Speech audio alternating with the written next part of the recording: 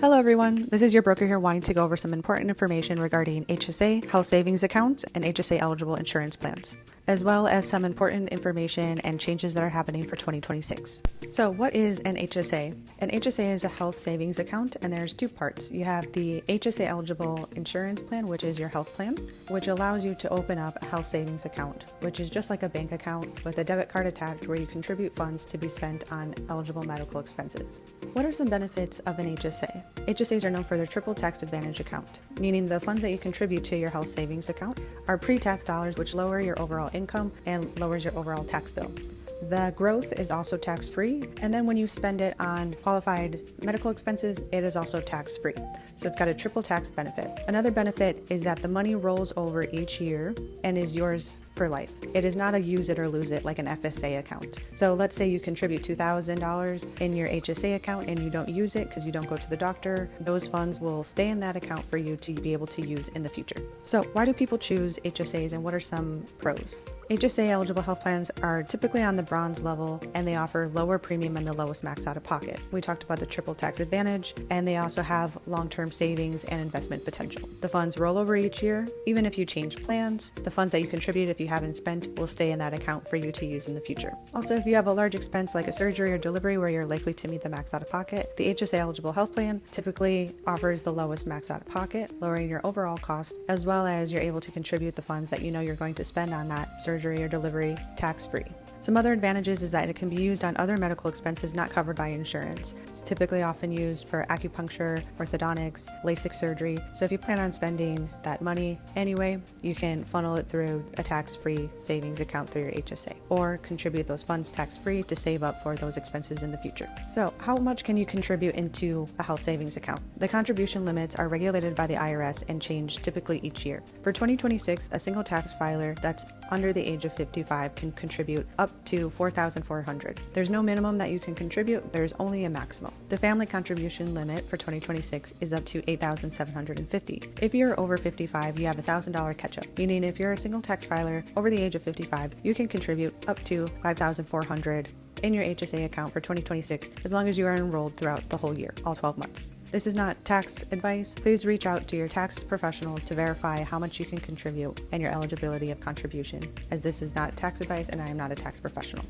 Let's go over some examples. So Sally needs surgery and she has contributed $4,400 into her HSA account for 2026. It will lower her overall income as well as lower her tax bill, as the $4,400 that she's contributed into her HSA is pre-tax, so it will be deducted from her taxable income. She can use all or some of that $4,400 to pay for her surgery or other medical expenses tax-free. If she doesn't use all or some of it, the remaining balance will sit in that account for the future use, or she can invest it. Please reach out to your tax professional regarding investing the HSA funds, or she can use it on other medical expenses. Another example would be George. George doesn't go to the doctor often, so he opts in for an HSA eligible health plan. He's over 55, so he can contribute up to $5,400 for 2026. Again, it'll lower his taxes, and down the road he decides he wants to get LASIK eye surgery. He can use all or some of those funds to pay for his LASIK eye surgery, since it is considered an eligible medical expense, and that will be tax-free because he's paying through his health savings account. What is considered medical expense? The IRS has a list of all the different services and things that you can use your HSA funds to spend on. So they regulate what is considered an eligible medical expense. To give you an idea of some of the things that they consider, which would be acupuncture related to certain ailments, dental cost, vision, LASIK eye surgery, and of course your copays, things that apply to the deductible. Amazon also has an HSA storefront where you can connect your HSA debit card to Amazon, and it will show you a list of all the items that are eligible to be spent with your HSA funds. What are some of the cons or trade-offs when considering enrolling in a HSA eligible health plan? Well, typically they're not the cheapest option, so they're more of a mid-tier range price for a bronze plan. And the way that HSA eligible plans work is everything apart from your preventative is subject to your deductible. So your primary care, specialist visits, urgent care, and even prescriptions are going to be subject to your deductible, where other bronze plans, silver and gold, might have some fixed copays for those services.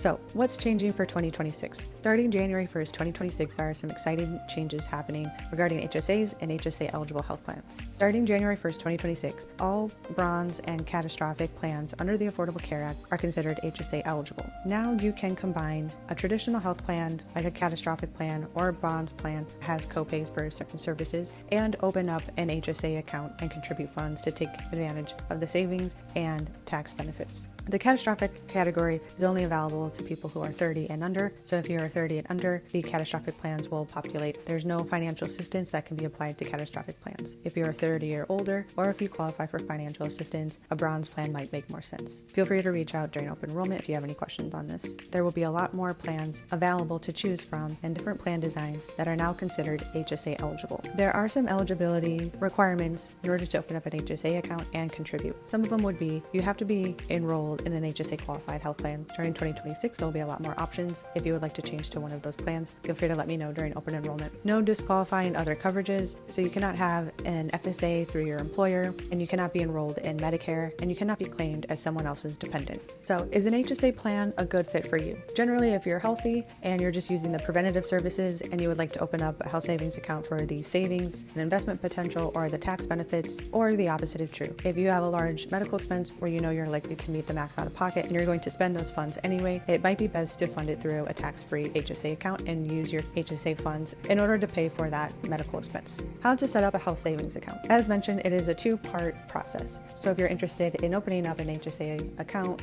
and contributing funds, please let me know and we will look at HSA eligible health plans for 2026. Once you're enrolled in an HSA eligible health plan, with your plan information, you'll be able to go to a local bank or an online bank to open up the health savings account itself, which is similar to a checking account. They will also give you a debit card hooked up to that account, and you will use that debit card to spend on eligible medical expenses. For contributions, there's no minimum to contribute, just that maximum. That's regulated by the IRS. You can contribute monthly, you can do a one-time contribution. It's totally up to you, as long as you don't exceed the contribution limit for your tax filing status and eligibility. Another important thing would be to save your receipts. In case you're ever audited by the IRS, you have your receipts to show that you were spending that money on eligible medical expenses. Another important thing to note is that the HSA funds, the money you have in that health savings account, cannot be used to pay for premiums. So it cannot be used to pay for the monthly cost of your insurance. So whether that be for your health insurance, your dental insurance, your vision insurance, you cannot use it to pay for your monthly cost. Those funds can be used to pay for expenses while you're at the doctor, for glasses, contacts, while you're at the dentist. So eligible medical expenses, not for insurance premiums. This is for educational purposes only. This is not legal, tax, or individualized advice. Plan features and eligibility vary, and IRS limits and rules can always change. Please confirm with your tax professional regarding the tax benefits and your eligibility to contribute to a health savings account. If you're interested in enrolling in an HSA eligible health plan, feel free to let me know and we can review those options for 2026. If you have any questions, please let me know. I'm always here to help.